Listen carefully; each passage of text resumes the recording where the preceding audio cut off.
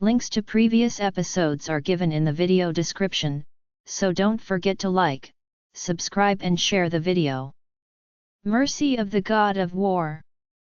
Episode 18. The fourth prince glared at them, annoyed. He kept shaking his head, already sulking. "You're really one little pest," he hissed. "Oh, fine. I never liked that anyway." Miss Andra gave a triumphant smile to her sister, but it was way too early to rejoice, in Cassandra's opinion. Could they really trust this prince? So far, Orpheus hadn't been the most cooperative, and Miss Andra was basically forcing him to help them now. However, the sisters were short on options. Moreover, the threat of the war god's wrath was probably their best weapon at the moment.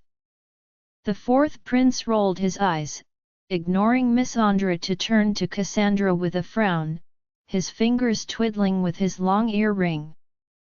"Can you really heal father?" "I hope so," said Cassandra with a little nod. "I can't say before I've actually seen him, though." "Do you know where he is?" Well, Vrihan wasn't extraordinarily discreet about it. Father was moved to his chambers, under the pretense of guarding him against any more assassins. They let him do that. Sweetie, in case you haven't been following, there is no one left to oppose him here. Sephir died, Karen is gone to play with his toys on some faraway battlefield. Who else do you think will show up to tell him what he can and cannot do? He's the second prince. You could have stopped him, stated Miss Andra, upset. You could have saved your own father if you had said something. Orpheus sighed. Just you try growing up in a family where everyone happily serves each other poison for breakfast, while the adults watch, darling. I have nothing against my father, but I'm far from being his favorite son. If he remembers me at all, and I have a long list of siblings who'd only be too happy to stab my back with a sword if they remembered I exist. So sorry about Daddy, but I value my life a tad more." Though Miss Andra made a disgusted face, Cassandra couldn't really say she didn't understand his point of view, for she had witnessed it herself many times. All the siblings were in danger, since even before their birth, especially the princes. Some had to grow with strong personalities, while some like Anur and Orpheus, remained quiet and unnoticed. It was one way, just like any other, to try and survive in such an environment. Cassandra stepped forward to address Orpheus, speaking softly. "I understand your position, and I know that what we are asking is putting you in danger, too. But you can't ignore that Vrihan will not stop there. He won't have enough of killing his father and only one or two of his brothers." Orpheus shrugged after a hesitation. "Why should I care? It's not like I'm a threat to him, I have no children and no will to have any." "Do you have no one you care about in this palace at all?" retorted Cassandra. This time, her words silenced him. He looked baffled for a few seconds and lost in his thoughts.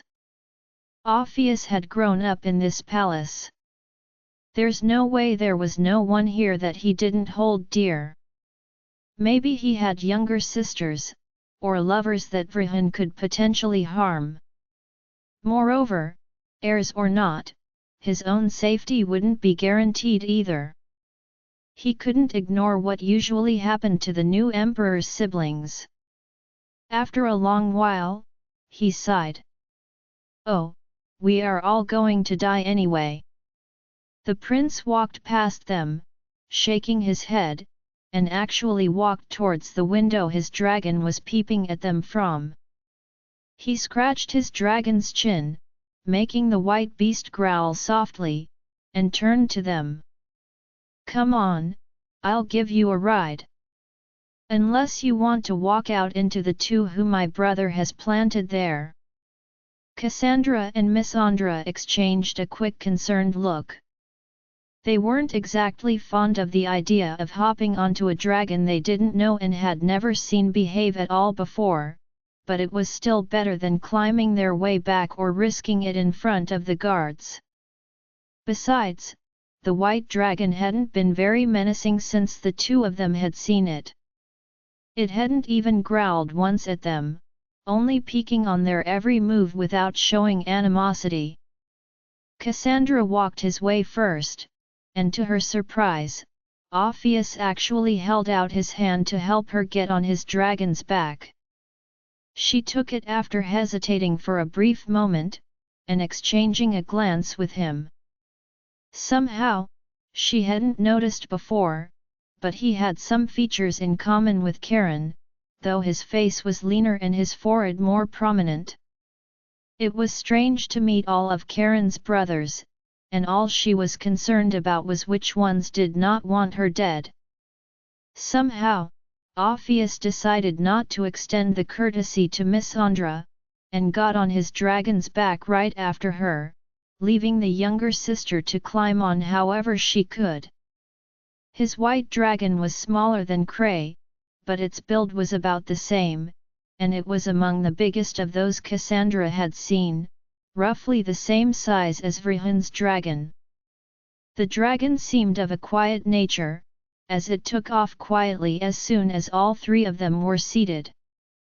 It felt strange for Cassandra to fly again after such a long time, and on a different dragon's back at that. She had never flown on any other dragon than Cray. The white dragon didn't need any directions. It quietly circled the large imperial palace, leaving the girls to see what was going on all the roofs. Catapults, giant crossbows, and iron nets extended over some of the gardens. The imperial palace was clearly preparing for an attack coming from the sky. Orpheus, too, had his eyes on there and shook his head. "What a moron," he sighed. "Come on, let's get away." His dragon growled softly in response, but its big blue eyes were also riveted on all the weapons below. They headed down to one of the halls of the Imperial Palace, one Cassandra had never been to before. She had no idea where they were, but the white dragon, landed quietly in a large garden filled with purple flowers. It was extremely quiet around. Orpheus jumped down, and once again, helped Cassandra get off his dragon. Whether he hadn't liked Miss Sandra's attitude earlier or was just acting petty, the younger sister had to get down herself. "Where are we?" asked Cassandra. "My chambers. Luckily for you, I happen to be living not far from Vrihan's apartments. I don't know where exactly our father was taken, but at least from here, you shouldn't have any trouble accessing his place. If you can get past all the guards, that is." Cassandra's throat tightened a little. It would have been stupid to think the second prince would have left his father completely unguarded. Not only the imperial soldiers, but it was very likely that his own militia would be keeping the emperor locked in there. She sighed. They had found where the emperor was and got closer to his position, but the hardest part was still to come. Orpheus walked back inside, and the girls naturally followed, as they were completely lost on their position within the palace. After walking past a few rooms, Cassandra couldn't help but notice a strange detail. "It's very quiet here," she said. "You don't have any imperial servants in here?" "No. I hate noise and noisy people. I don't trust any of those little rats either, they are all working for someone in there." I'd rather take care of myself." Cassandra was impressed. Besides his excessive attitude they had witnessed earlier, he actually seemed like quite a sensible being. Everything inside the rooms and corridors they walked across seemed strangely bare. Actually, it reminded Cassandra of her first days in Karen's apartments in the Imperial Palace. Just like his older brother, Orpheus didn't seem to spend much on decorations or filling his apartments with luxurious items. The bit of furniture they saw was in pastel colors, adding to the quiet atmosphere around. Cassandra spotted a couple of instruments, too, meaning he probably liked music more than noise. "Orpheus? What's going on?" Two women suddenly emerged from a room on their left. Both looked around their 30s, and were very pretty. The first had short brown hair, almond eyes, and thin lips, and was wearing a long purple dress. Behind her was a younger girl, in purple too, who was almost hiding behind her. Orpheus frowned. "We have guests," he sighed. "Guests? Are you kidding? Aside from your crazy mother, you never..." She stopped talking, frowning at Cassandra. "I know you. Aren't you the third prince's favorite? The White Lily? Why do you look like that?" Cassandra wasn't sure what to say. Should she confirm her words? Was there a danger in unveiling her identity to that woman? It seemed a bit late, though. She had clearly recognized her. As she hesitated, Orpheus sighed. "Relax, darling. This is my wife, Mariana, and my younger sister is hiding behind her. They won't talk." "Yes, Mari, that's Karen's woman." Cassandra was a bit surprised to hear Orpheus actually had a wife. He was probably the only one among the princes, and she had forgotten that one of the actual princes had a wife at all. Was it recent? Before she could wonder more, that woman, Mariana, glared at her husband, looking shocked. "Are you kidding, Off? Didn't you say we should lay low? With the emperor being sick and all? And now you bring that woman here? Are you crazy?" To Cassandra's surprise, before the fourth prince could even answer, Mariana turned to her. "No offense to you, really, but the situation is freaking tense here," and he said it himself. Orpheus rolled his eyes. "I know what I said, but I found those two in father's apartments. The little one basically threatened me into helping them, mind you." Mariana glanced towards Miss Andra, and put her hands on her hips. "Awesome, so now you get bullied around by teenagers? Really, Orpheus? I already have to handle your crazy mother, give me some slack." "We are not staying," declared Cassandra, stepping up. "His Highness just helped us not get caught, but we only want to get to the Emperor. We won't bother you any longer, we don't want to put you in danger." Hearing her actually speak seemed to calm that woman a bit. After one more glare at her husband, Mariana turned to Cassandra, crossing her arms. "Sorry for the yelling, I have nothing against you, Lady Cassandra. I'm just worried about that crazy Vrihan. He lost it. He killed Prince Sephir, no one here is blind enough to think you're guilty. I remember seeing you with the other concubines, I thought you were a smart but harmless woman. We also heard about the Lady of the Mountain, all the concubines talk."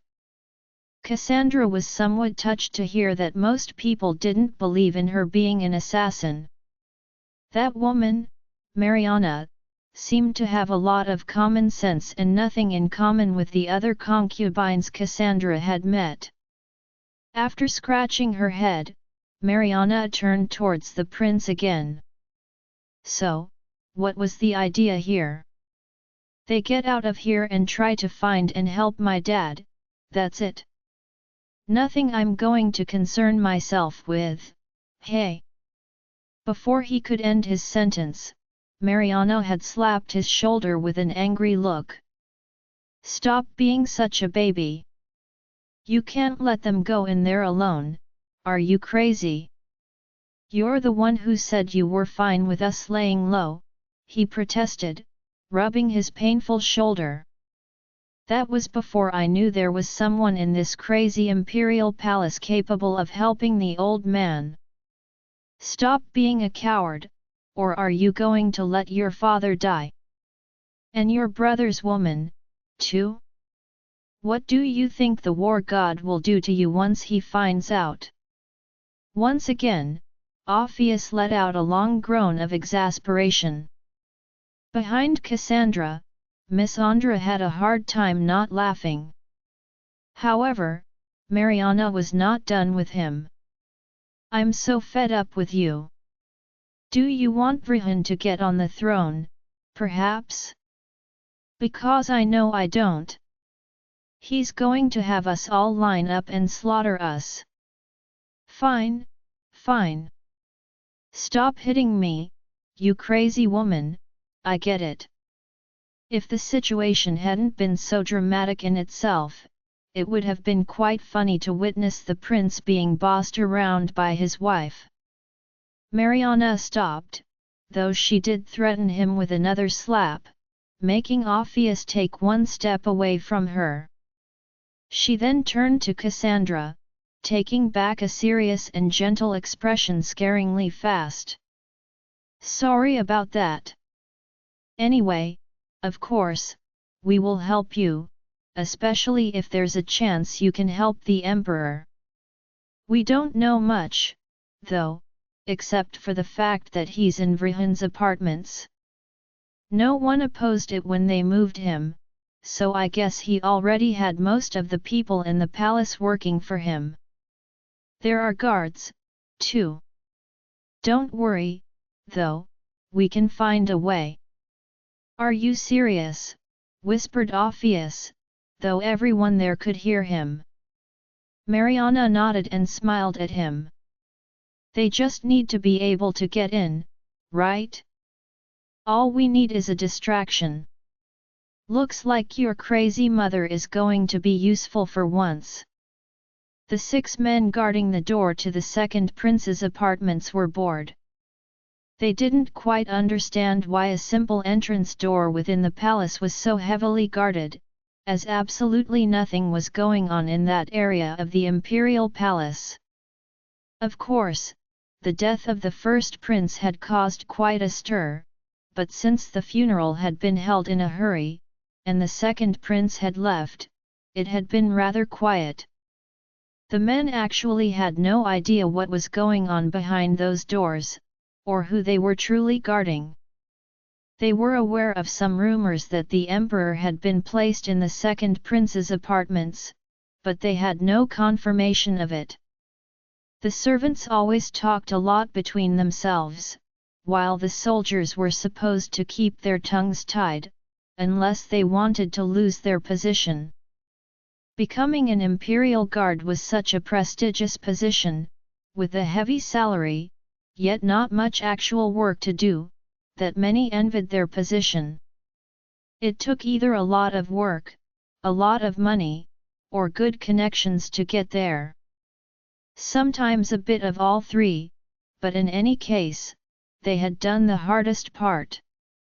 Unless they were aiming for a higher position, those men could spend their days guarding doors and simply wait for their paychecks to come.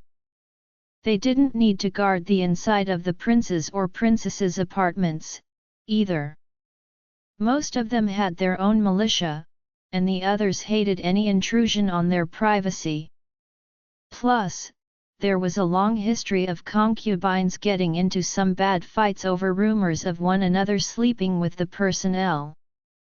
Since the latest scandal that had the emperor see red, all of the imperial guards had been strictly banned from entering the private chambers of the imperial family, unless explicitly being told otherwise.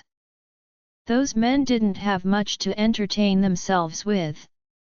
They would lurk at the pretty young servant girls going by, but that was pretty much their only entertainment all day long.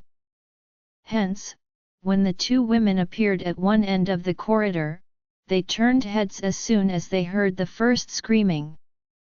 Those among the soldiers who recognized them frowned or chuckled nervously, already aware of what was going on. "You useless!" the middle-aged woman yelled. "You can't even give me one heir, one. What did you marry my son for if it's for just standing here like a decorative vase? You're useless! Useless! Take it down a notch, you old harpy! Get a grip! Because Off agreed to marry me doesn't mean I'm gonna pop out a child within the year. Don't call him so familiarly before you even get pregnant. I don't know why my son was so adamant about marrying you, but you better give me a grandson quickly, or I'll have your head." "My head? And what are you going to do with it? Did you forget that I am his wife? He can't get another woman, now. I'm never allowing it, so you better be happy with who you got and suck it up." The soldiers were trying hard not to laugh at the scene. Aside from the imperial concubine, no one was blind as to why the fourth prince had agreed to marry Lady Mariana. Certainly not to produce any heirs, for one. It was even quite surprising that his mother was still holding on to the pitiful illusion that Prince Orpheus could ever produce any children, given his tastes. Lady Mariana was actually doing a good job of acting as his fence against his delusional mother, but even the emperor had completely given up on his fourth son, and his hysterical mother. "I should have never agreed to that. You're just a useless, little, scheming swine. You did it all for the money. And to kill me. You're going to kill me. Yes, yes. Aren't we getting a little big on the drama, mother-in-law?" said Mariana, ignoring her to keep going towards the soldiers. "You're useless.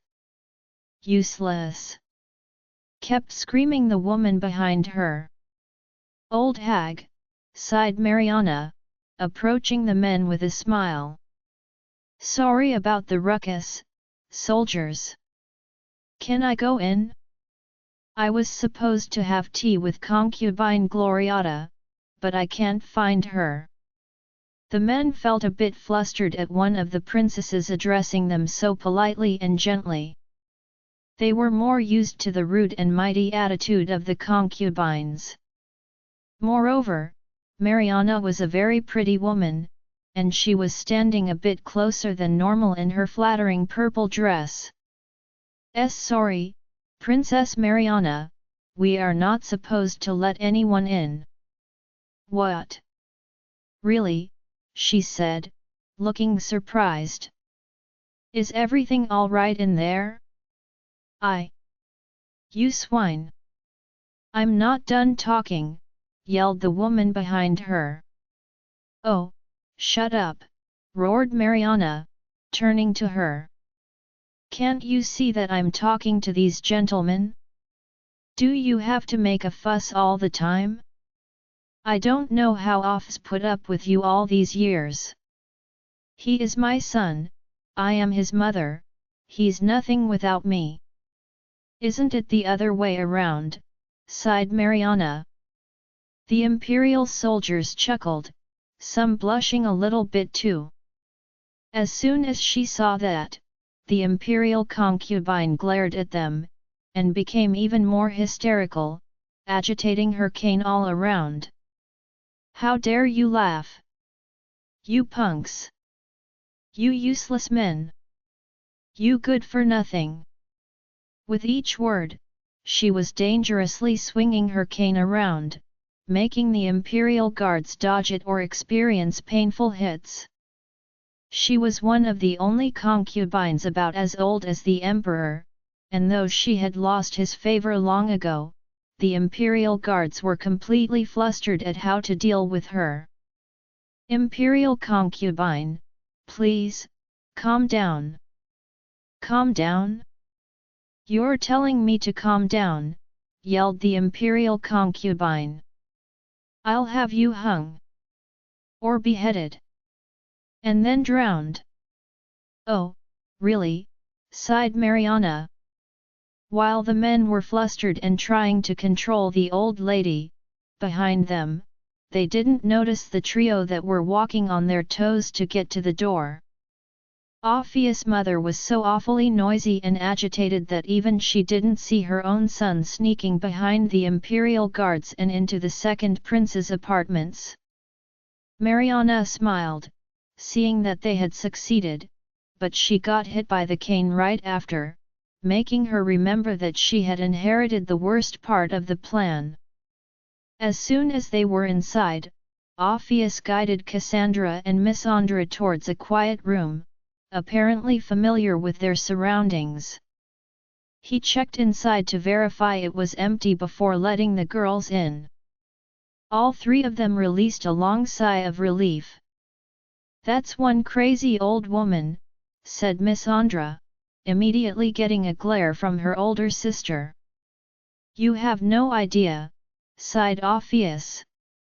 "If it wasn't for Mari, she'd be still sneaking girls into my bedroom every night. A nightmare, I swear. Oh, anyway, we are in. Now we need to find father. Do you have an idea where he could be?"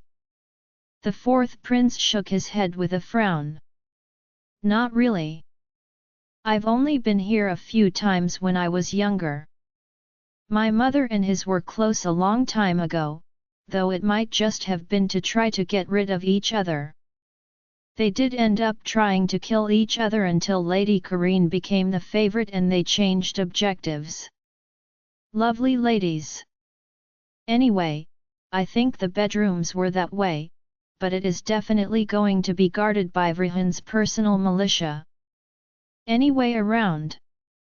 Ophius took a few seconds to think, fidgeting with his earring again. "There are some rooms that were only used for storage back in the day," he said. "Mari and I used to sneak in there when the imperial concubines were having tea, to be alone." "Mariana is a childhood friend?" asked Cassandra, surprised. "She's been an imperial servant here since she was young, and my best friend. If my mother wanted to punish me, she'd take it out on her." Cassandra was surprised. She hadn't thought some friendships could actually occur between members of the imperial family and the servants, since the gap between the two was so large. However, seeing how Ophius had always gone against his family's usual patterns, it wasn't too surprising. He had probably married Mariana so they could protect each other. It was a rather touching story, not something she would have suspected to occur inside the imperial palace. Once again making sure there was no one ahead of them, Ophius and the two young women walked out of the room, cautious. They could actually still hear the screams of the imperial concubine from time to time, and Ophius made a grimace every time. They carefully took one corridor after another, but if there were any servants around, they had probably gone to see what was going on at the entrance. After a while, though, Ophius started frowning a lot. "It's strange. I don't remember this place being so deserted when I was young." That sentence made the girls worry, but it was too late to turn back. Indeed, the atmosphere in this area was a bit unusual. Most of the doors were locked, and it felt like no one had ventured here in a very long time. Cassandra realized that she was getting the same feeling from when she had seen Karen's childhood bedroom. It felt sad and desolate around here, but she couldn't tell why. It was rather clean, but there wasn't a soul around. The further they walked in, the more that uneasy feeling grew. All the doors they walked by on their left side were locked, and there were barely a couple of windows on their right, for the light to get in. They had slowed down their pace, since their steps resonated in the silence. Even Orpheus kept a sour face on. "It's weird," said Miss Andra. "We haven't come across a single servant or guard since we came into the area. If that crazy prince is so on guard, why is there absolutely no one here?" Cassandra didn't have an answer, but she felt just the same. Something was strange. It was as if no one was allowed here at all. Even if that area was completely deserted, there should at least have been a couple of guards or a servant sweeping the dust. However, they had no time to stop and check what was going on behind those closed doors. In a tacit agreement, they kept going, following Orpheus' lead. Suddenly, an old maid appeared out of the blue at one of the intersections. She was carrying a tray with food, and she froze upon seeing them, looking shocked. Orpheus moved immediately to stand between the sisters and the maid, preventing her from seeing their faces. However, the old woman looked more shocked to see him, her hands shaking on the tray of food. What are you doing here? This area is forbidden." "Sorry, I was coming to see my brother," Orpheus lied. "Who is that food for?" The maid went even paler, stepping back as he was stepping closer. "Ah! No. No one, sir. No one? This is a large detour for someone going to the main area. You're carrying a lot of food too." Orpheus was stepping closer and closer to the old maid, but she kept stepping back, visibly terrified. She had the face of someone who didn't want to get caught, and from the direction of her feet, was probably considering running away. Yet, before she could take another step, the fourth prince suddenly grabbed her, and the tray of food fell loudly. "Who was that food for?" he insisted. I'm sorry, Your Highness, I can't tell," whimpered the old woman. "Is it for my father?" he asked. "And no?" Orpheus asked her again, insisting, but Cassandra had her eyes on the food she had left on the ground. This didn't look like a meal that would have been given to a sick old man, but to a pregnant woman. She recognized some of the food Karine had been insistent on having her eat while she was pregnant with Cashin, at the Diamond Palace. Please let me go," said the old woman. "If Her Highness knows." "Her Highness? Who?" Either she had talked too much or not enough, the old woman was now bitterly regretting it. Moreover, Orpheus was tightening his grip on her wrist and threatening her with a glare. Just like the rest of his family, the imperial prince was well aware of his power, and he kept going until the old woman got teary and talked. "El Lady. Madienne." Cassandra frowned. She knew that name, it was the name of Rihan's favorite, the mother of his first son. If there was someone else that they should fear crossing paths with in that place, while Rihan and Fitra were gone, it had to be that woman. Orpheus wasn't done interrogating the maid, however. "Who was that food for, then?" Mei Dian isn't pregnant. This time, the old maid stayed resolutely mute.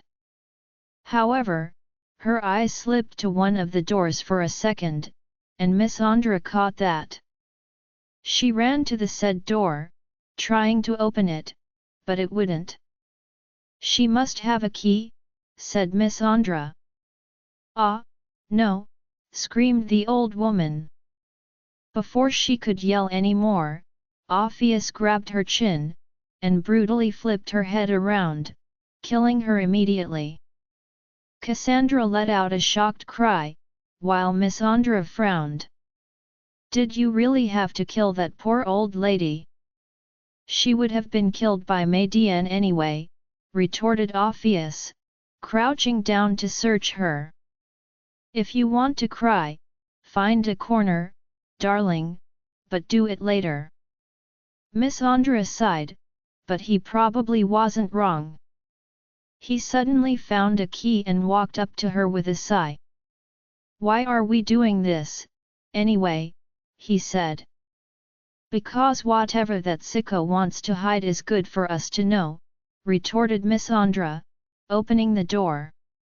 The door gave in with a creaking, despite Miss Sandra's attempt to open it quietly. Inside, it was awfully dark. There was no window, and the only light came from behind them, the corridor they were standing in already rather dark itself. Cassandra frowned, and stepped forward, past her sister to venture inside, while Orpheus stayed behind them with a frown. Though they could barely see anything, she could feel a presence.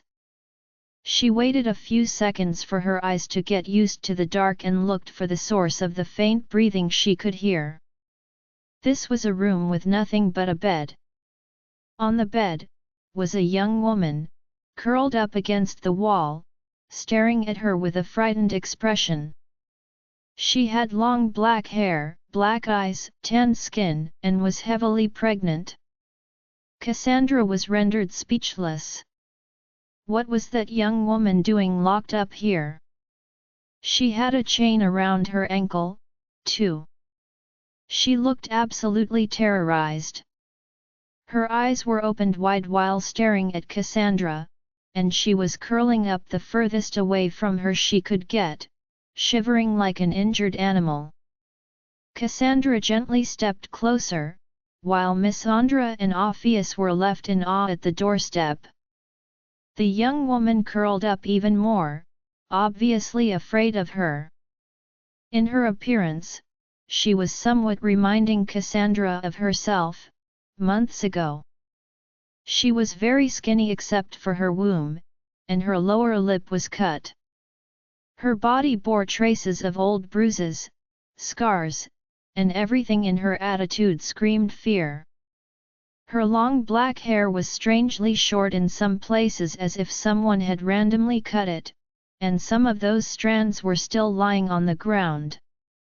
She was wearing a worn-out green dress, too. Who is that?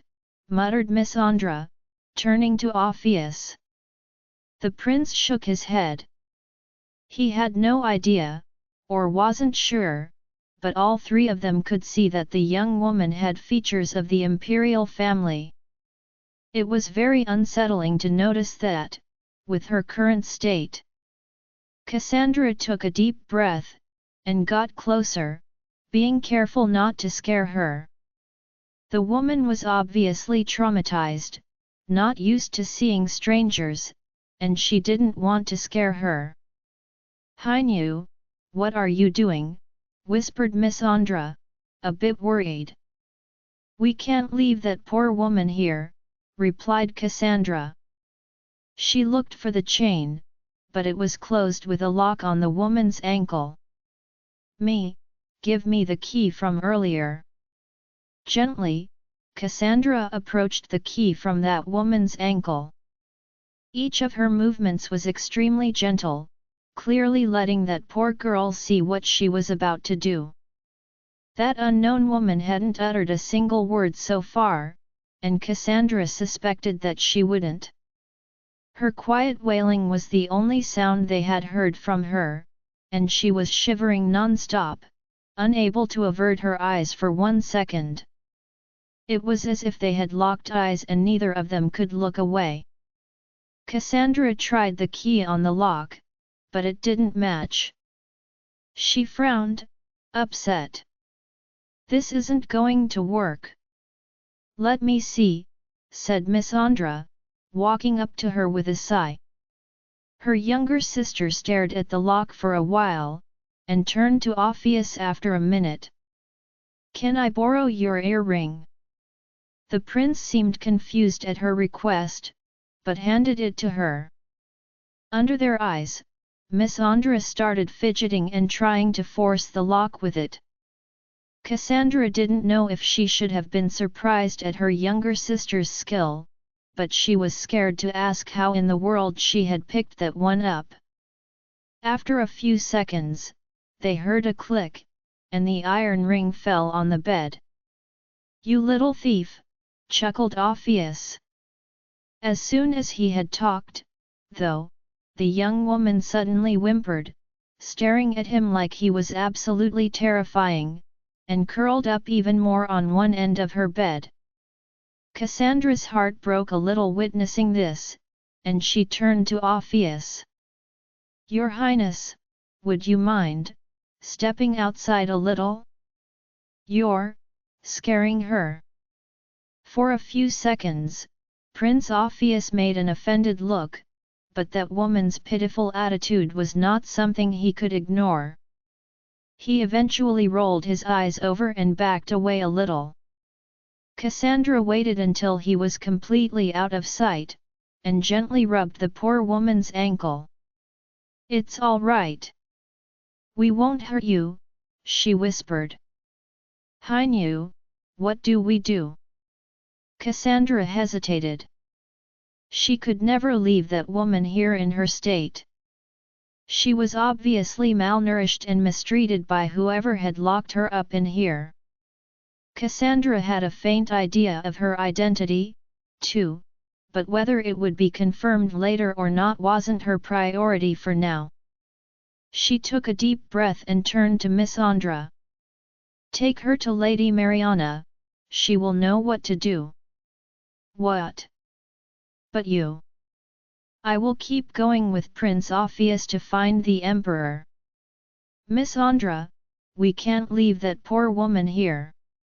Moreover, she is already dressed as a servant, and chances are high the Imperial Guards will have no idea who she is either.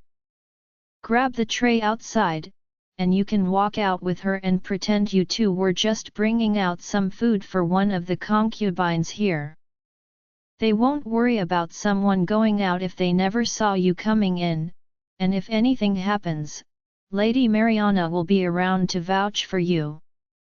Miss Andra hesitated, glancing at the woman. Would that plan work? That poor woman looked barely able to understand what was going on. Cassandra insisted.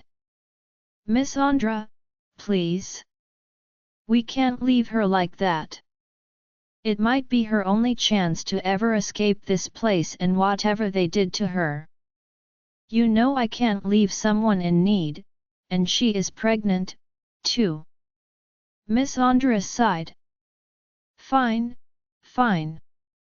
Don't worry, I'll find a way to take her out of here, and to Lady Mariana. God, Hainu, I hope we are not going to get ourselves killed for being too nice, once again. Be careful, please." Even that prince just killed a grandma without feeling the slightest regret about it. Cassandra smiled faintly to her.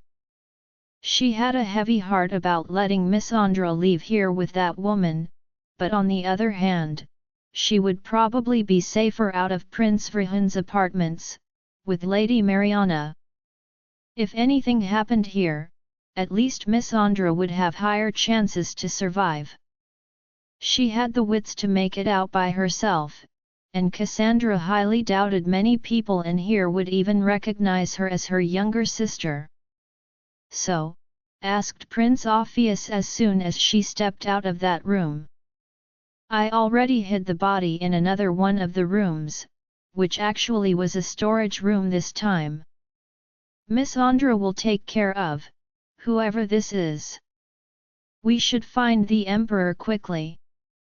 Someone will notice that old servant's disappearance sooner or later.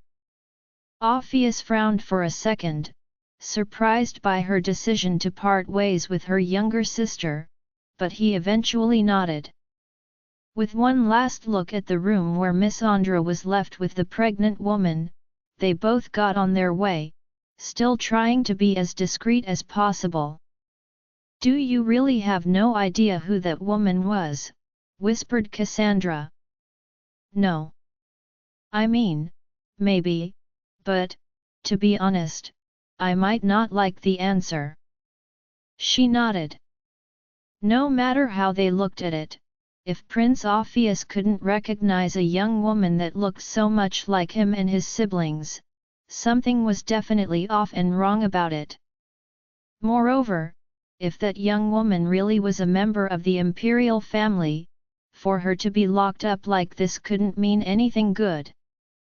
The fact that she was locked up in Vrihan's apartments was a big clue, and Cassandra clearly remembered the story about that missing sister of his, but that pregnancy was a heavy mystery, too. She hadn't said a word, but Cassandra had immediately thought about that abortion potion Phaedra had asked for, and she was sure Miss Andra had caught on to that too. Cassandra's thoughts couldn't spend too much time on that matter, though. She and the fourth prince were still looking for his father, and they had no idea how far or close he could be. They finally arrived at the end of the forbidden area, Orpheus putting an arm out to stop her before they turned a corner. "Guards," he whispered. Cassandra could hear them. The private militia of the second prince was most likely guarding the area, just as they had suspected. She frowned. How to get past them? They wouldn't be fooled as easily as the imperial guards, and they were out of decoys. Next to her, Orpheus took a deep breath in, shaking his head. "This is the moment where I know I'm going to regret this," he sighed. Glancing at Cassandra, he brought his index to his lips, indicating for her to remain there and quiet, and suddenly stepped out, his hands on his hips. Cassandra gasped, but covered her mouth and waited, listening to what was happening just a few steps away. "You!" exclaimed the prince. "Go and get me some 18-month refined jujubes." "Ju! Your Highness, no one is supposed to enter the second prince's residence while he is." "How dare you talk back?" yelled Orpheus, his voice going a little higher pitched. "I gave you an order. Or do you think you can disobey an imperial prince?" "That's not it, Your Highness, but His Highness the second prince ordered us to." "Oh, so now you think I'm not worth the trouble? Because I'm only the fourth? Is that what you are saying? I am not a real prince, perhaps?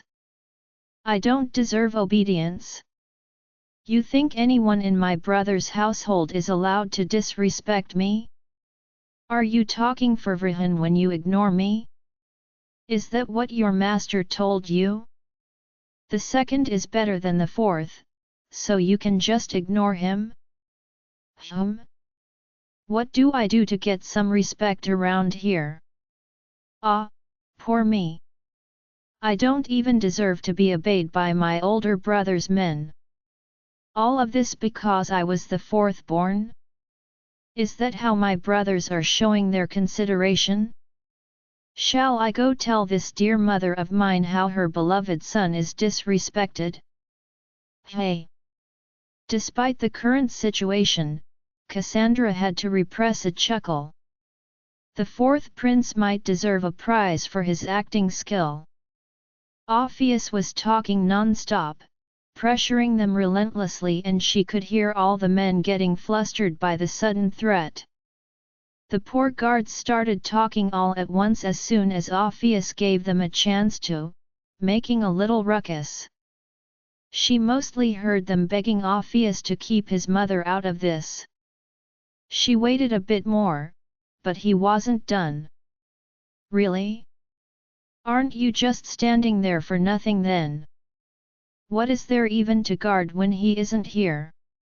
You are so busy you can't even obey me? This prince is hungry and you are all letting me starve. Where is it? There is no servant in this palace, and all I can find is you useless people. We have to guard, though. Why, your highness? Guard what? Walls, perhaps? 3 concubines sipping tea? What do you think I'm going to do with those women anyway? The flustered guards seemed at a loss for words, mumbling something Cassandra couldn't understand again. Orpheus wasn't giving them much space left to protest, as they probably couldn't talk about the emperor either. The guards were obviously at a loss on what to do without risking offending an imperial prince. They most likely feared there would be retribution later if they didn't obey him. We will send someone, your highness. You better hurry. I want 18-month dried jujubes, a full bottle of wine, 3 red apples. The list went on, and Cassandra did not even know what half of his requests were about. Was he making up some of those on purpose? With the list being so long, the guards would have no choice but to send a lot of people to gather up all the items. Did that mean Vrihan had really left no servant in his isle? That made it easier for them, but also didn't mean anything good for the emperor. After a while, she heard some of the men leaving. She had no idea how many there were initially, but Orpheus' long list was obviously meant to reduce their number. He kept scolding for a while, and Cassandra was getting nervous. He was never going to be able to get rid of all of those men. There were at least half a dozen. You too, said the prince. Cassandra froze. There were only 2 men left? What are you doing? We will wait with you for the others to return, your highness. We have to stay behind to follow the second prince's orders to guard this place. I see. I didn't know my brother was so adamant about guarding this place. Why are you 2 here instead of patrolling around, anyway? We were given orders to stay here specifically. I see. She suddenly heard a loud noise, and closed her eyes by reflex. Cassandra recognized the sounds of a fight and, for a few seconds, she pondered about checking if Orpheus was all right. However, if she came out too soon, she risked getting them both killed. Not knowing what was happening just a few steps away was frightening. For the next few seconds, Cassandra stood there and listened. Then, she clearly heard 2 weights hitting the floor. You can come out. She let out a little sigh of relief. When Cassandra stepped out of her hiding, the 2 guards were dead at Orpheus' feet, their throats sliced open in a little puddle of blood that was growing. She was disgusted but impressed. Those 2 men were imperial guards, but he had gotten rid of both of them within a minute. The prince didn't drop a pearl of sweat either, while the 2 men were obviously in a bad shape. Let's hurry, said Orpheus, not commenting on what had just happened. We probably don't have long until the others come back. Cassandra nodded. She carefully walked past both bodies, but they had nowhere to actually hide them. They had no time to find a good hiding place either. Orpheus pushed a door that was on their left, letting her walk in first. It was a very large bedroom, with what was most likely a large bed hidden by curtains at one end. Cassandra almost ran there, but Orpheus caught her wrist before she lifted the curtain. Gently pushing her behind him, he lifted it first. A wave of relief appeared on his face. The old emperor was lying there, looking very pale, but his eyes were open and staring at the two of them. "Your Highness!" "Father," whispered Orpheus. Cassandra was astonished. How could he have lost so much weight in such a short time? "White Lily," whispered the emperor. For the first time, his appearance matched his age, but he looked very sick. Cassandra could tell he had a high fever without even touching him, and the bony hand he raised was even thinner than hers. He grabbed her hand, shaking his head. "Your Highness, what happened? Vrihan did this to you?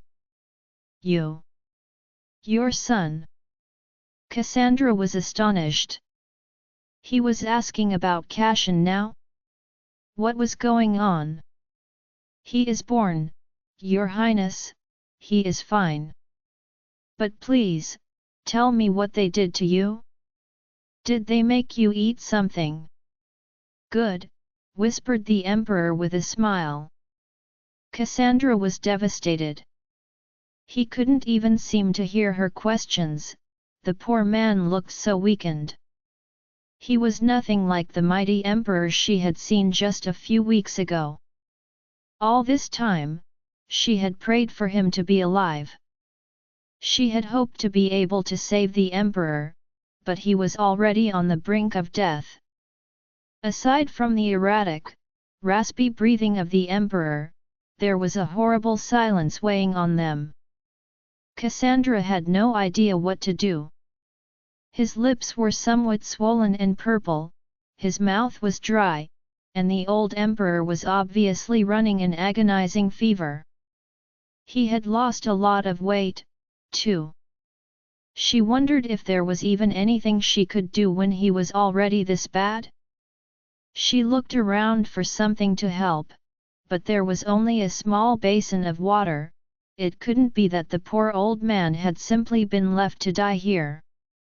This was the emperor, for goodness sake. Next to her, Orpheus looked just as shocked and lost as she was. He hadn't given much thought about his father's reported illness, but seeing the powerful figure now lying in bed as a sickly, dying old man was too much for him. He stumbled back, lost for words. Cassandra couldn't just sit on the sidelines. She looked around again, trying to find something, anything that could help. She ran to the little basin of water, tearing some of her dress's fabric to make a compress. The water was barely lukewarm, which made her even angrier. How was it possible that the emperor wasn't receiving proper care? She walked back to him and wiped the sweat from his brow. He was no longer the emperor to her, now, he was a patient. A patient in critical condition, who she couldn't allow to die like this, especially not before she had tried everything she could to save him. "White Lily. Your Highness, what did they do to you?" she asked, desperate for an answer. "Did you eat or drink something? Do you remember what it tasted like?" Cassandra was struggling to hold back her tears. If she had been in a proper medical space with all of her plants, she may have been able to do something. If only she had a clue about what had been done to the emperor, any indication towards what he may have been given. She might have had a chance of figuring something out, but it seemed to be that his state was far too desperate now. She had been too hopeful in thinking she would get here in time, to find a cure for whatever ailed him. She never imagined that it would be too late already. Her fingers were trembling on the little piece of wet cloth, as she kept questioning in utter despair. Orpheus remained silent, slowly coming to the understanding of how bad this really was. "We have to move him." He turned to her, staring at Cassandra as if she was crazy. "Move him? We will be lucky if we get out of here alive. We can't move him too." "But we have no choice," she retorted, almost crying. "I can't heal him here, I can't. I have nothing, and he is." Orpheus sighed, and knelt down, grabbing Cassandra's shoulder. He couldn't look at his father as he tried to contain his own emotions. "Cassandra, you can't. I am no physician, but I am not blind either. There is nothing you can do to save my father, dear, not here or anywhere else. It's just too late." She refused to hear it. Cassandra wasn't an unreasonable woman, but this truth was just too bitter for her to swallow. Their entire journey here, she had been looking forward to the moment she could heal the Emperor. She needed his help and to have him set things straight, to make sure Karen was named as his successor, to make sure her family would be safe from his brother's madness, to finally put an end to all this. She really thought they had a chance as long as Vrihan wasn't there. She hadn't thought things here would have been so bad so soon. How many people inside this imperial palace had rallied to Vrihan's side already? How long had he been planning this? Maybe she couldn't see the truth, or just didn't want to, but there had been clues, like how poorly guarded this place was.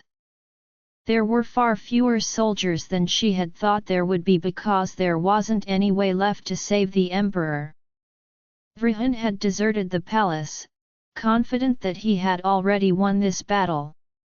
His father was going to die. What had he used? Poison? The purple lips of the Emperor suggested as much. She wished she could have gotten at least one answer. Maybe then she wouldn't have felt so powerless. "Your Highness." "White Lily, don't worry," muttered the old man. "Just the lake." Cassandra frowned. "The lake? What about the lake? Was he delusional?" She tried to get more from him, but the old emperor was weakening by the minute. Her heart was so heavy, seeing life leave his eyes with no way to help him. She leaned over his bed, trying to make sense of his fractured whispers. Orpheus had his hands on her shoulders, but he didn't dare to get any closer. Though they had never been close, he was somehow affected by the death of his father more than he thought he would be. "Your Highness, what are you talking about?" she asked, clumsily wiping away her tears. "What lake? Was this a dying man's wish? Or something he had to confess?" Cassandra was at a loss once again. "And Karine. I'm sorry. I'm sorry. Your Highness, you have to hold on, please," she begged. "Karen will be here soon. I promise that he is on his way back, with the Imperial Army. We can." Karine. And the dress. None of what he was saying was making any sense to her. Was he reminiscing about old memories of Lady Karine? She couldn't tell. Why was he talking about a lake and a dress? Cassandra had no idea. Could she comfort him, or at least find a way to ease his pain? He didn't look to be in pain, just. "Father." To her surprise, Orpheus finally stepped forward, grabbing his father's hand. He seemed like he was about to say something, but then just his lower lip quivered, and he stayed mute. A veil of emotions covered his face, and Cassandra's heart broke a little more at witnessing it. This was the reality of being an emperor's child. They hadn't had a real bond, not the one that should have existed between a father and his son. Yet, the bond was present now, manifesting itself at the cruelest moment possible. Cassandra felt his pain resonate through her whole body, and she felt even more sad, even more defeated.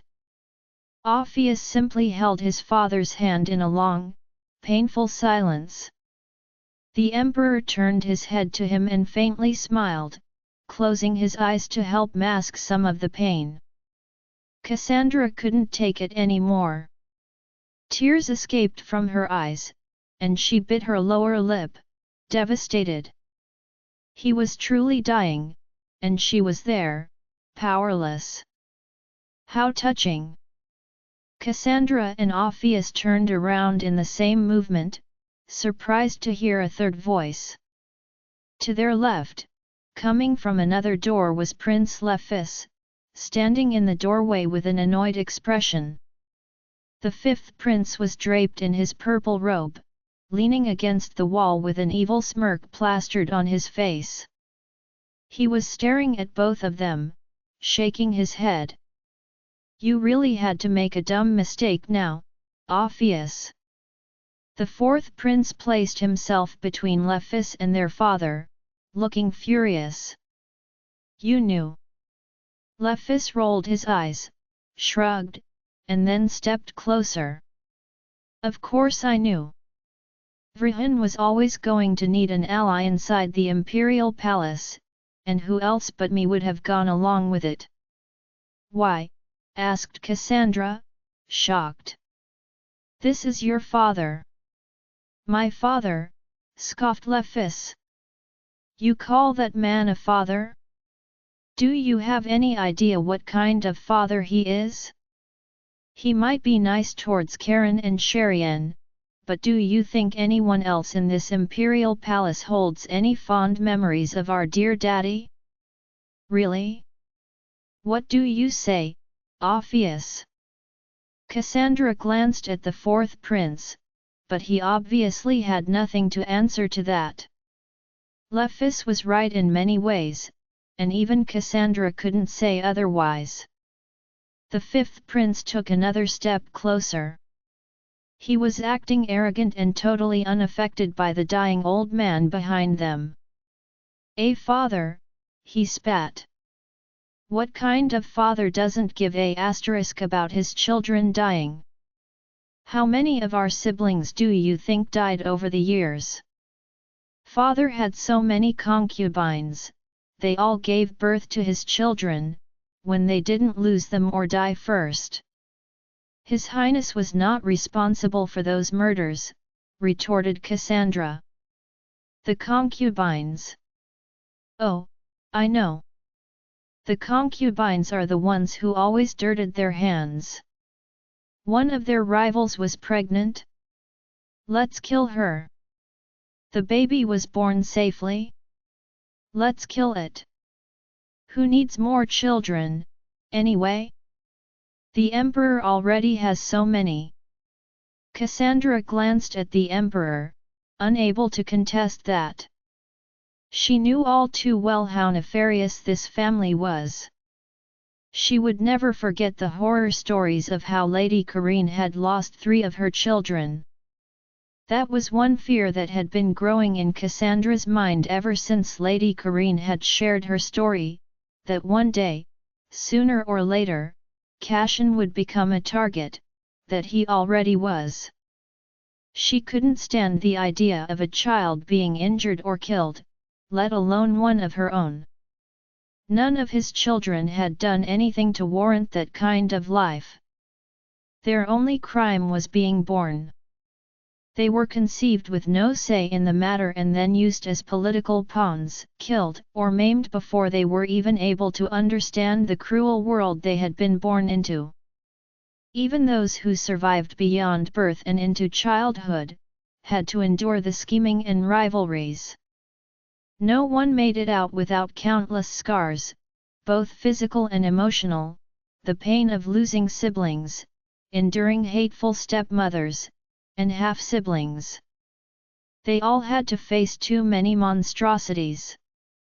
Do you know how many brothers and sisters I've lost through the years? I saw 5 of them die, but there were many more. My own mother died, poisoned, and yet he didn't bat an eyelid. See, to the emperor, no one but his precious favorite and her children ever mattered. All the other women and children were only there for his own pleasure. He's the kind of man who didn't even shed a tear as his own children died, and yet you're crying for him? You are wasting your tears on a narcissistic bastard. Cassandra felt horribly perturbed listening to this. She understood where Lefis' hatred came from. Even his hatred towards Corinne and her children could be somewhat justified, as he had suffered from their mere existence.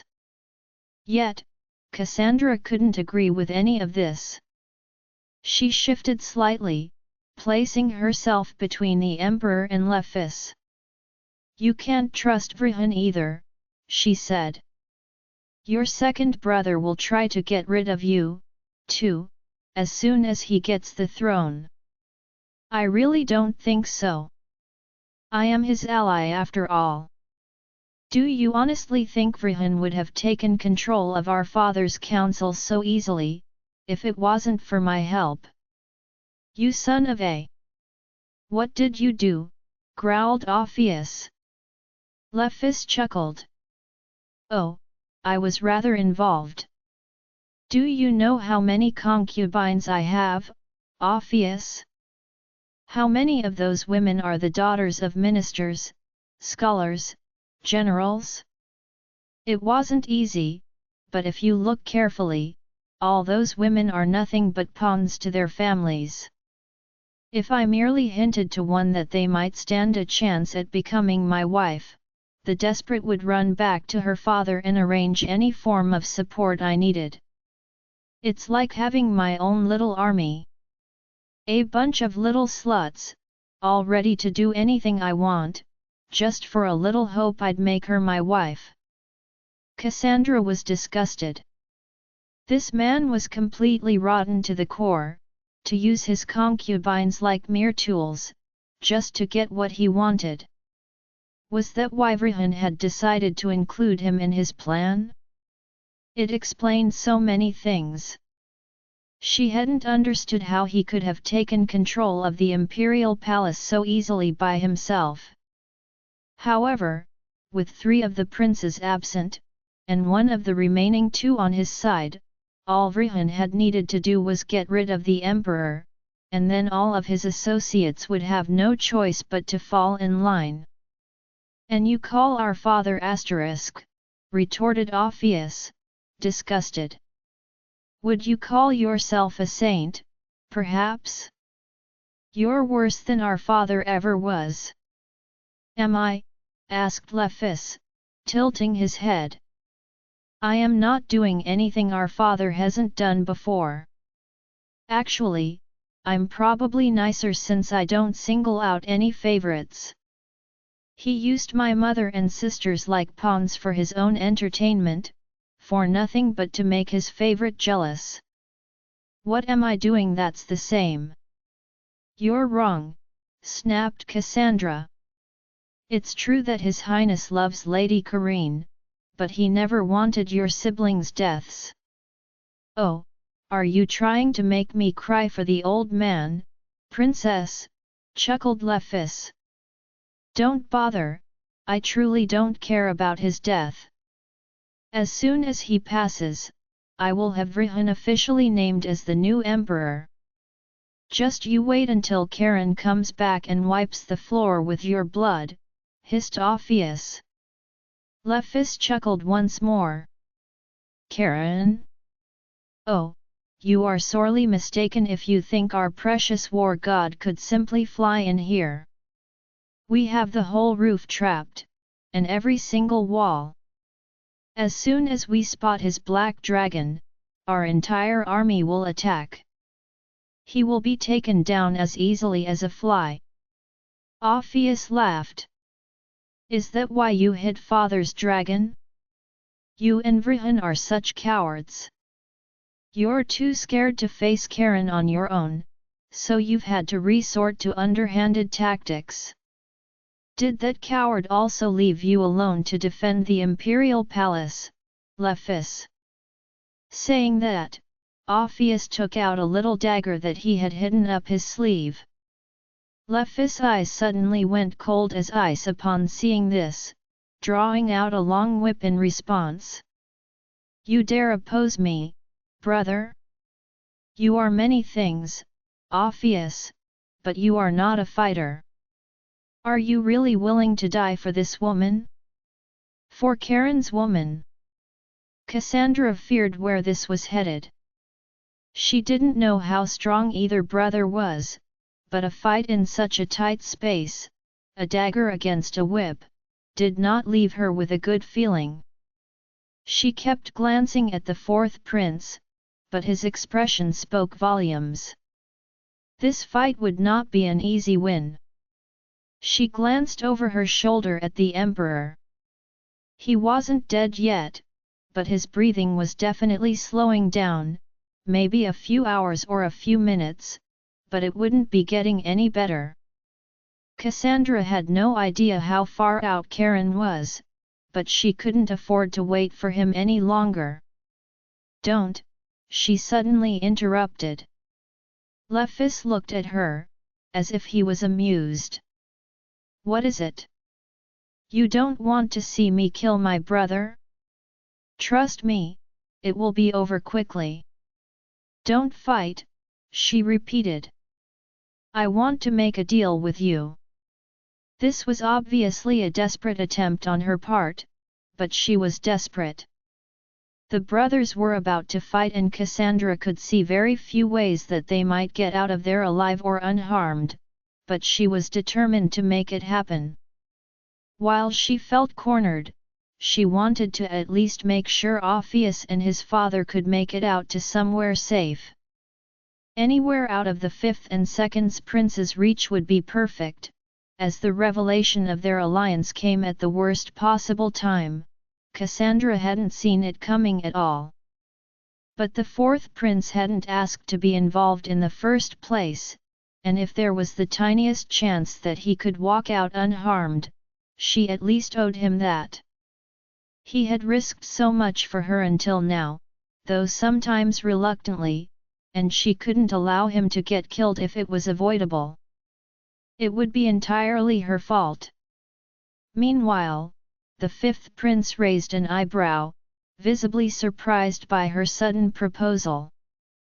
He still had that annoying smirk on, something that reminded her of his other family members. She wasn't particularly happy about making a deal with the man and, strangely, she wished Miss Andra was here. Her younger sister was much better at thinking on her feet in situations like this and would surely have been able to come up with a plan, but she wasn't here and Cassandra would have to face this on her own. What kind of deal did you have in mind? Laughed the fifth prince. Do you really think you have anything to offer that I don't already have? You can have me, she said. Glancing at Cassandra, Lephis and Orpheus both looked confused. She took a deep breath, trying to think like Miss Andra would. I am not bargaining with you, he hissed. Cassandra wasn't going to let it go so easily. She saw him twitch when she first suggested it. You don't want to fight your brother, she coerced. It is a waste of precious time and unnecessary injuries. Regardless of who'd win, you have nothing to gain by battling each other. So, Instead of fighting him, I'll follow you without resisting. You can have me, if you leave this place without fighting Prince Orpheus. This time, Lephis pinched his lips, looking doubtful. Why would you do that? I will let you take me without resisting, on the condition that you leave the Emperor and Orpheus out of this. You leave them here, and I will follow you to your residence, or the cells, or wherever you want me to go. The fifth prince laughed, staring at her like she was crazy. Why would I want you? What kind of value do you have? You are nothing, just Charon's war. I am his favorite, she retorted. Unlike your concubines, I am the only one he cares deeply about. We both know he will come for me, no matter what trap you have set. This time, Lephis seemed to hesitate, staring at her suspiciously. Cassandra wasn't sure of anything, so she was making it up as she went along. The reality was, she wasn't sure of when or how her prince would get back here, but she had faith that he would come for her. Something in her heart told her that he was coming back for her.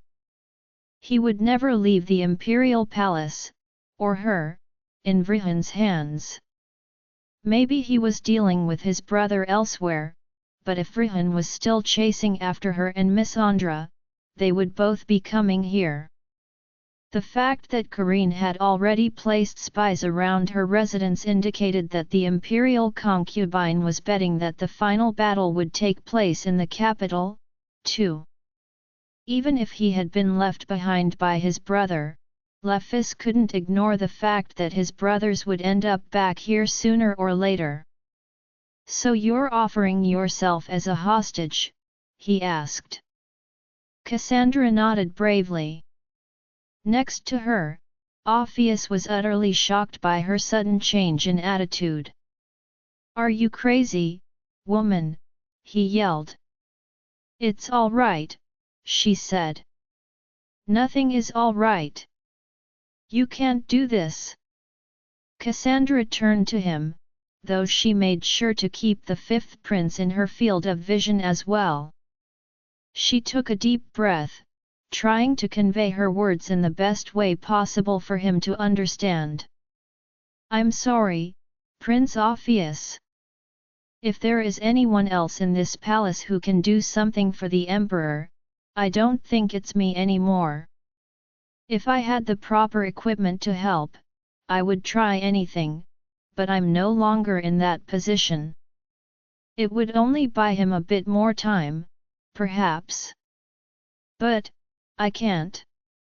She was very careful about her tone of voice and what she tried to convey through her eyes, hoping he would understand what she really meant by it all.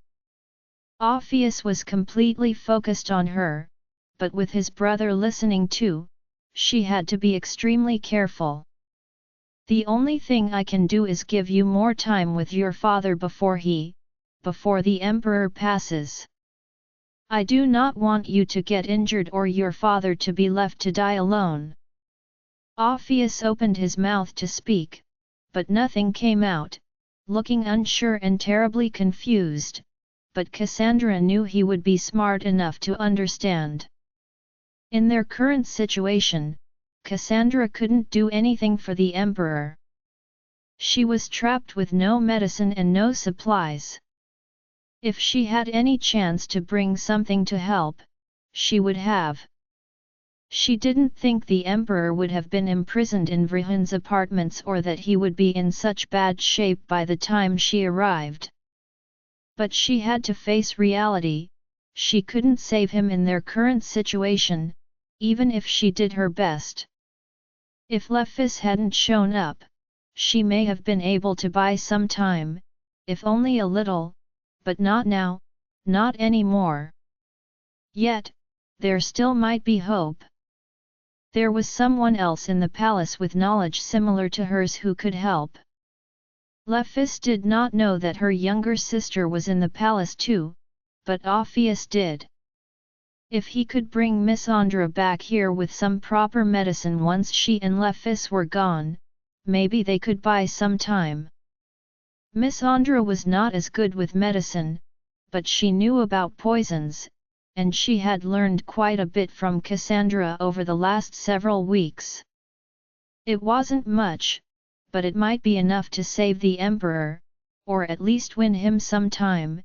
It was the one thing they needed the most right now. Time. All the time they could possibly get, if they could just save the Emperor before his sons returned. "What's the catch?" asked Lefis, squinting his eyes in suspicion. "There is no catch, Your Highness," said Cassandra, turning to him. "You already know I am not a fighter. I won't resist. All I wish is for Prince Ophius and His Highness to be left alone. We already know the Emperor is condemned. I only want to give him a chance to die peacefully, and for Prince Ophius to leave here unscathed. What tells me my brother won't come and kill me as soon as I turn my back?" Cassandra glanced towards Ophius, who was still glaring at his younger brother. She could understand why there was absolutely no trust between them. It was hard to believe they even shared a drop of blood. "You have me as a hostage. His Highness won't risk hurting me and losing his chance to be left out of all of this. I coerced him into helping me in the first place. He has nothing to gain in this." Lefis looked doubtful. Ophius was indeed not a good fighter, and he was the one prince who probably didn't care much about either side winning over the other. He wasn't close to any of his brothers, but seeing that he had helped Cassandra was already troubling him. It confirmed that he cared enough about her. The fifth prince hesitated. There had to be a catch somewhere. He didn't consider Karen's favorite to be a cunning woman, but he couldn't process her sacrificing herself for his father and brother without getting anything in return. None of it made any sense, especially not Ophius helping her out in the first place. "Why did you help this woman?" he asked his brother. "Why indeed?" sighed Ophius, putting his hand on his neck as if to massage it. "Women are such mysterious creatures. Answer me." Ophius glared back. "Don't start ordering me around. I helped her because I wanted to." Satisfied? Lefis wasn't buying it. He looked even more annoyed, his fingers fidgeting on his whip. "You're lying. What do you know? Maybe Karen and I have more in common than you think. Don't take me for a fool, I'm well aware of your tastes." Ophius scoffed, covering his mouth in a mocking expression and raising an eyebrow. "You think you know me, Lefis? Do you really think I'm more like you than Karen, perhaps?" Suddenly, Ophius turned to Cassandra, and before she could make a move, he grabbed her chin between his fingers and kissed her. That action shocked her just as much as the fifth prince. She couldn't react, her whole body froze. Ophius' kiss was deep, using his tongue, and aggressively playing with her mouth. Watching the scene unfold, Lefis's eyes were wide open and his jaw on the floor.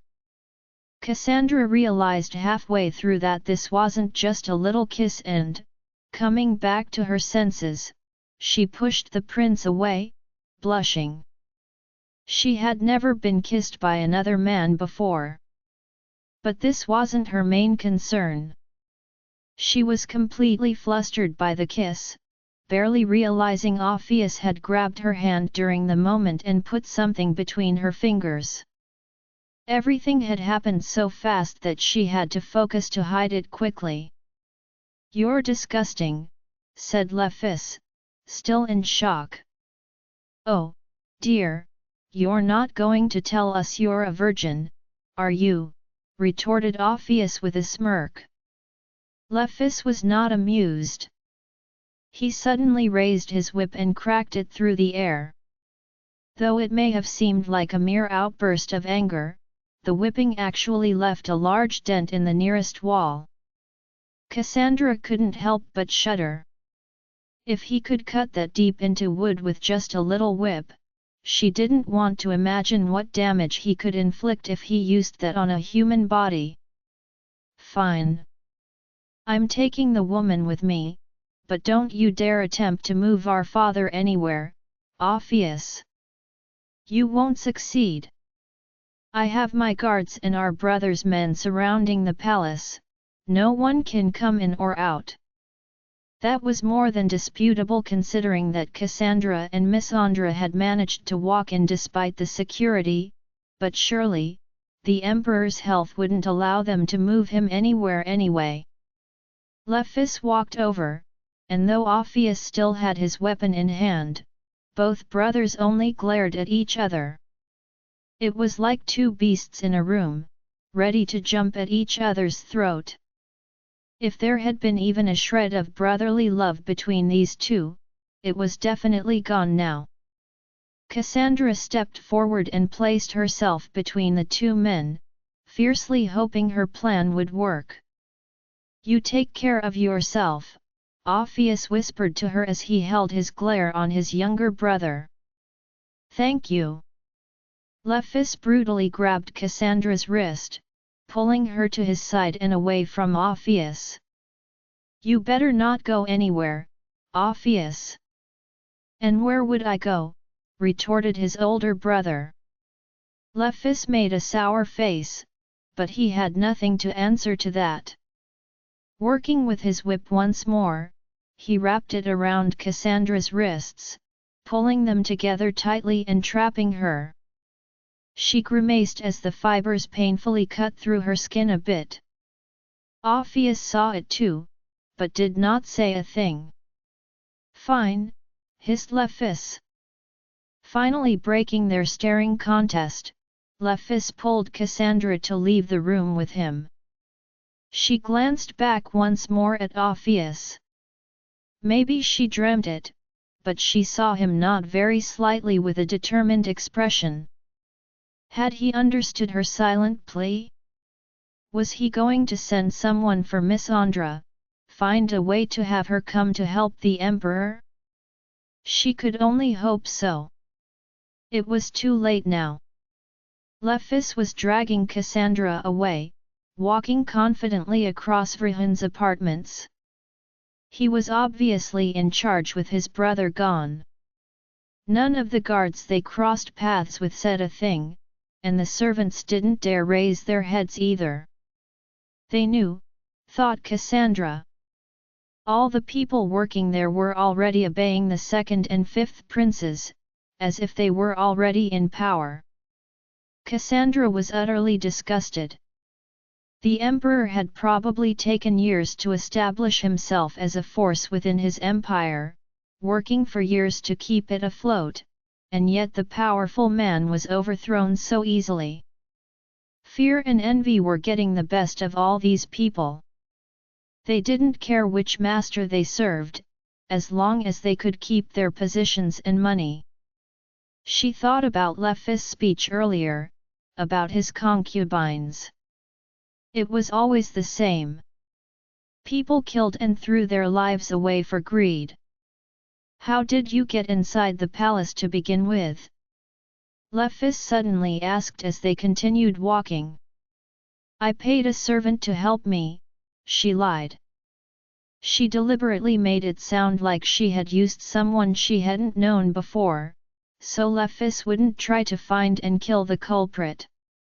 He wouldn't want to lose his time over simple corruption. Tisk! Those little rats cannot be trusted. Cassandra didn't add anything else. Lephis wasn't Orpheus. He would have no compassion for her, and the only reason she was alive at that moment was her relationship with Karen. She had to think of her next move.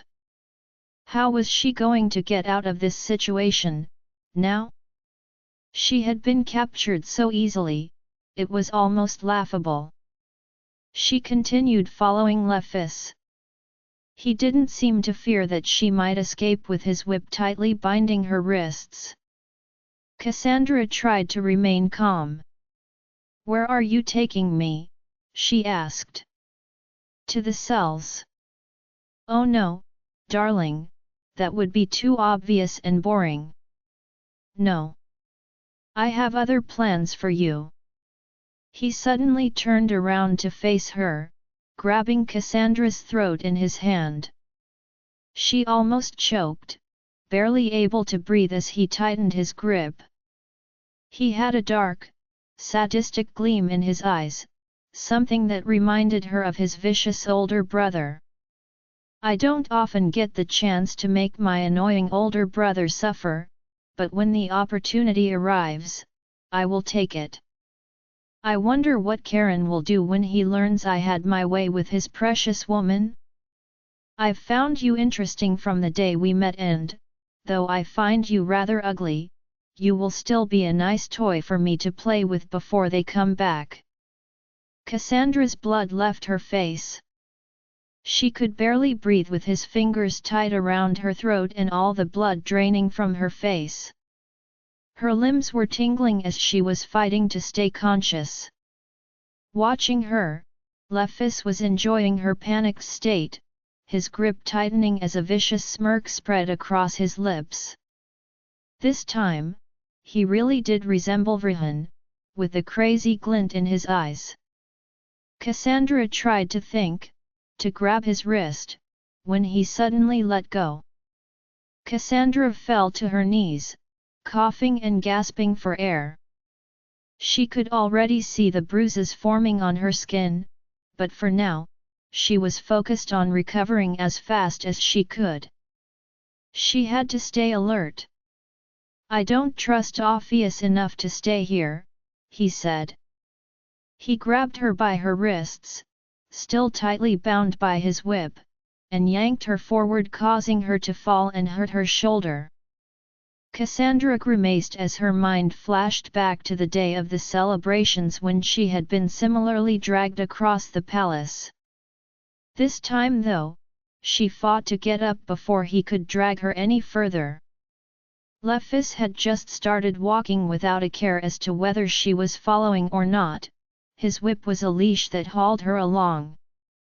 Painfully, Cassandra managed to find her balance and get back on her feet right away. With her hands so tightly tied, she had no choice but to follow him through the corridors. She couldn't recognize where they were headed, but she didn't like that they were going deeper inside the palace and further away from the emperor. Cassandra prayed that the fourth brother would find a way to get Miss Andra to the emperor, and somehow find a way to save the old man. Lefis looked absolutely sure of himself as he walked through the corridors. Had his apartments always been this far? Cassandra was completely lost, but then, she suddenly recognized the area they were in. The lake. They were close to the large garden, the one where the New Year celebrations had been held only a few weeks prior. She recognized the corridor they were walking through, the same one that she and Karen had isolated themselves in. The memory had her blushing slightly, in spite of the situation she was in. If only she could go back to those days, to Karen's strong arms. However, she had more pressing matters to think about. The emperor had tried to tell her something about the lake. What was it?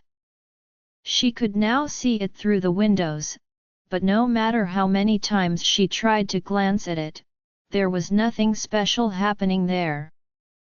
There weren't even any concubines chatting or taking their tea, or servants walking by. The imperial palace seemed strangely empty now. Suddenly, two horn blows resonated throughout the palace's walls. Lefis, still walking ahead of her, suddenly stopped and grimaced, turning his head. That bastard is back sooner than I expected. What? Who? Asked Cassandra, a cold shiver running down her spine. Vrihan. Anyway, let's do this quickly, before he gets here. As he started dragging her faster, Cassandra's body shivered. The second prince was back already? What about Karen then? How far away was he with the Imperial Army? If Vrihan was back now, he would go straight to the Emperor, perhaps even kill him right away. Ophius and Missandra were now in more danger than before. While she panicked, Cassandra didn't realize that they had finally arrived at the fifth prince's apartments. Before she could fight back, he threw open the door to a bedroom, where two women were laying, except for some very heavy jewelry around their necks, arms, and ankles. The fifth prince glared at them. Out, he yelled. Both women left hurriedly with looks of disappointment on their faces. Once they were gone, Lephis flicked his whip, throwing Cassandra onto the now vacant bed. Falling to her side, she moved her wrists immediately, desperately trying to free herself as she heard a chuckle. That's a bit too late, woman. Or do you think you can escape an imperial prince? A man with the dragon blood. Cassandra glared at him, not even bothering to answer. Lephis was not worthy of the dragon blood that flowed through his veins. He was just a horrible, disgusting monster that she was starting to hate even more than the second prince, if that was possible. She kept wriggling her wrists, trying to loosen the knot despite the fibers cutting into her skin. It was painful, and she could feel her flesh being ripped apart, but she had no choice. She had to hurry before it was too late. Before her, Lephis watched her struggle, visibly amused. A snicker on his face, he started undressing, taking off his outfit slowly. When he put one knee on the bed, Cassandra froze and glared at him. "Don't touch me," she hissed. "Oh, I'm planning to do much more than touch you. I bet you'll even like it." Women just can't deny their pleasure. You are all like that. You act like a prude and innocent, but you just want to be with a strong man. Don't pretend you're all about my brother. Once I'm done with you, you'll be begging me to keep you, they all do. I'd rather die, she retorted. His words made her want to throw up. She didn't care what his concubines felt about him, she was nothing but disgusted by him. This man was a monster, a sick pervert. She found it incredulous that he even shared some of the same blood as Karen. But she was steady in her resolve, she wouldn't let him touch her, not a chance. As he slowly moved towards her, she tried to retreat, wiggling her way back on the bed, trying to crawl away as far as she could. As her hands were still tied, she readied her free legs to kick him if he got too close. Lephis' smile got even wider as she kept furiously glaring at him. "I like them feisty. I can't wait to tame you and show my brother that his little slut has become mine. Karen thinks he is so much better than all of us. I can't wait to see the look on his face once he learns IFK his woman, his beloved witch." "You won't touch me," hissed Cassandra, furiously. She was ready to fight with all she had. She had learned from Karen. Never before had she had such a fiery, murderous look in her green eyes. The fifth prince laughed and, with a quick movement from his hands, undid his whip from around her wrists. Cassandra looked at her free hands in shock, the red marks buried deep on her skin. Suddenly, the prince moved closer, and before she could even react, half of his body was above hers. She tried to kick him, but his hand reacted immediately, catching her ankle mid-air with a grin. "You can't escape me. Do you think you can even try to fight me? I am a prince, and you're nothing but a weak woman. You'd better learn to lie down and obey, because I intend to have my way with you until Vrihan gets here." Cassandra wasn't even listening anymore. She didn't care what horrible plans he intended for her or how long it would take his brother to get there.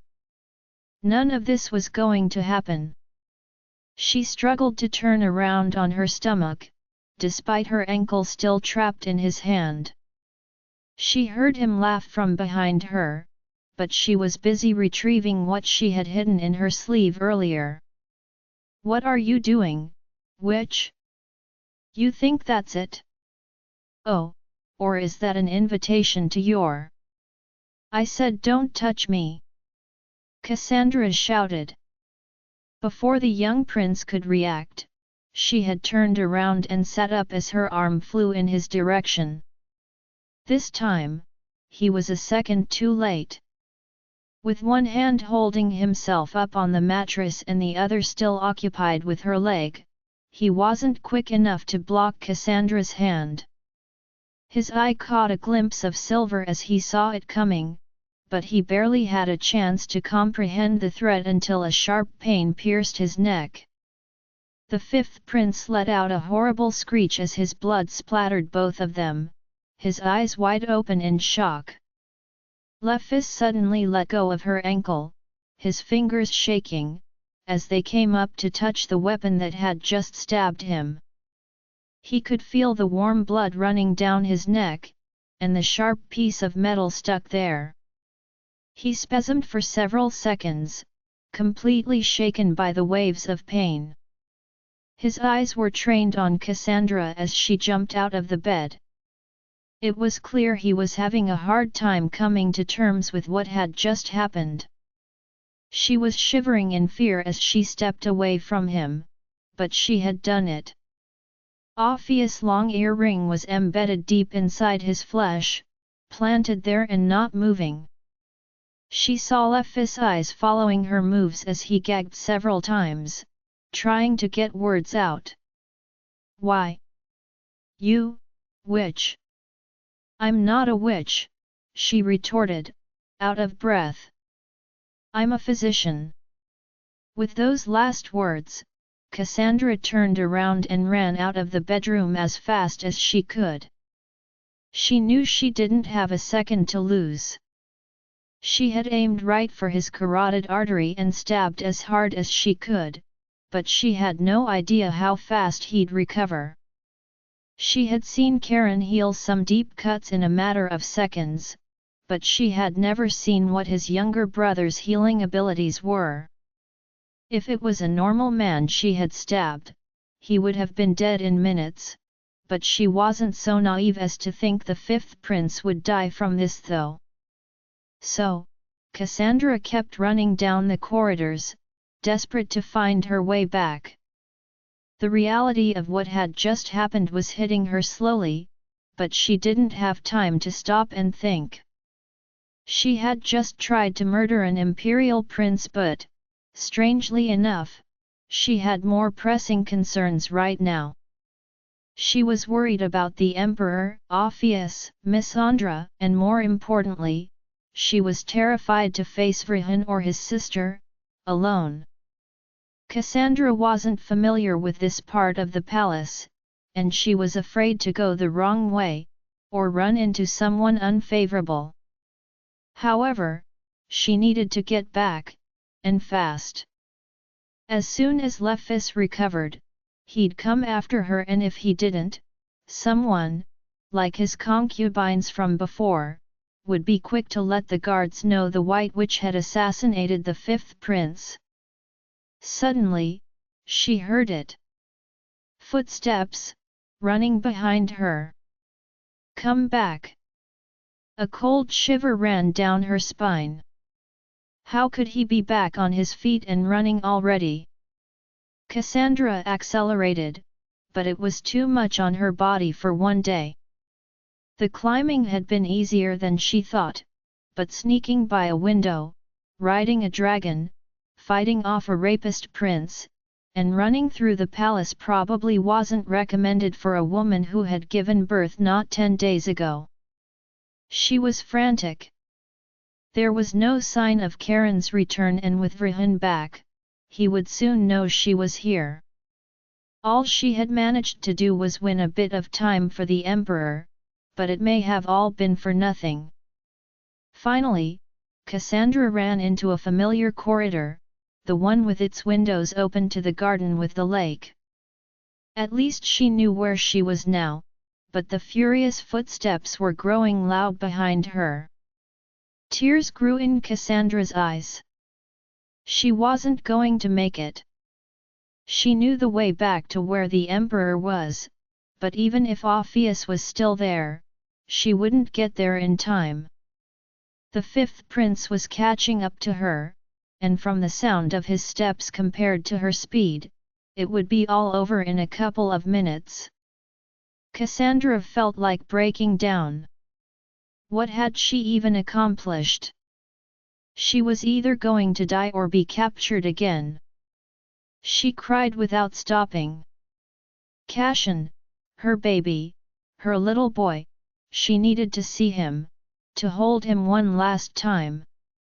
And Karen, her man, her war god. She didn't want to die before getting to see him one last time, just one last time.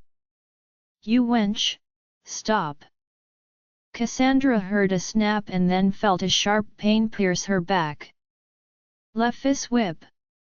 She felt like screaming out. He had cut her deeply.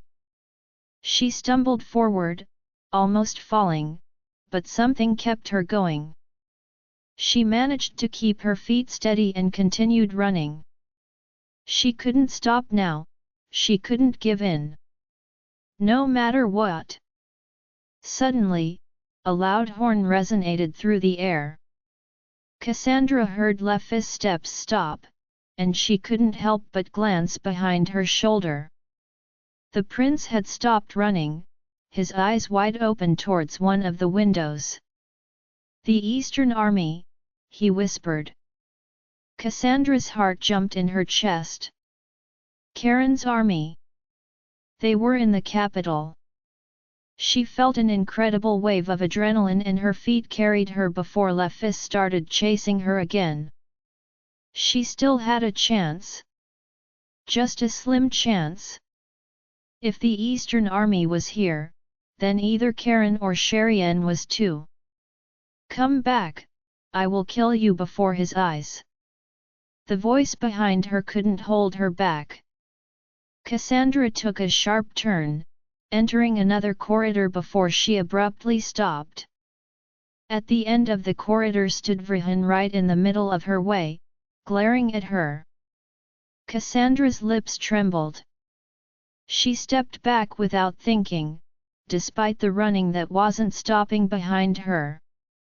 For a second, she wondered if she was hallucinating, if she was having some daytime nightmare. It couldn't be. Not now, of all times. However, the second prince was standing still, in his military outfit, his eyes on her like a snake about to kill its prey. Her blood turned cold as she noticed the long sword by his side. Finally, he hissed. We meet again, White Witch. Cassandra felt like the ground was falling from under her feet.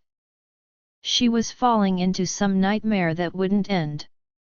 Her mind went blank for a couple of seconds. The second Prince Vrihan was standing in front of her. The one man she loathed the most, the one person she had tried to avoid at all costs, and now, Cassandra tried hard to repress her fear. She couldn't give up now, not just because he had appeared. She had heard the horn, Karen had to be close and with his army in tow. Now that she had stopped running, Cassandra could hear the noise outside. It was still far, because of how vast the imperial palace was, but she could tell something was happening. Probably a war between the Eastern and the imperial armies, but whatever was going on outside, she silently prayed it was coming their way. Vrihan was hearing it too. He frowned, looking at the window with a sour expression. Karen, that bastard!